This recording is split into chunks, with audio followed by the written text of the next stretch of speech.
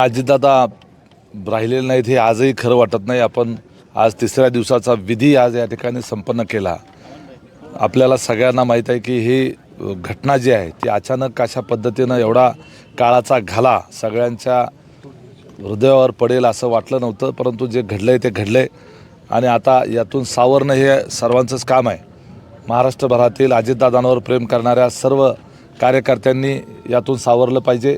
पवार कुटुंबाने देखील यातून सावरलं पाहिजे। ज्या पद्धतीनं छत्रपती शिवाजी महाराज गेल्यानंतर, छत्रपती संभाजी महाराज गेल्यानंतर पुढच्या काळामध्ये संताजी धनाजींनी स्वराज्य सांभाळलं आणि हे स्वराज्य वाढवलं, तसं रयतेनं हे रयतेचं राज्य अजितदादांचं हे स्वराज्य हा पक्ष त्या ठिकाणी पुन्हा जोमानं उभा करण्याच्या करता, वाढवण्याच्या करता अजितदादांच्या कार्यकर्त्यांना आता त्या ठिकाणी संताजी आणि धनाजीची भूमिका बजावावी लागणार आहे।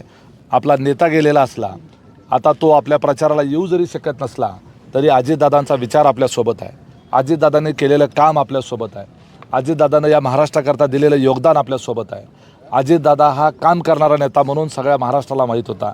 सातत्यानं सकाळी उठल्यापासून ते झोपेपर्यंत सातत्यानं काम करणारा नेता, शेवटच्या क्षणापर्यंत तो कामच करत होता आणि काम करतच गेला। आपल्या सर्व या निवडणुकीला राष्ट्रवादीच्या वतीनं उभ्या असलेल्या उमेदवारांनी त्या ठिकाणी मतदारांकडे मताचा कौल मागावा।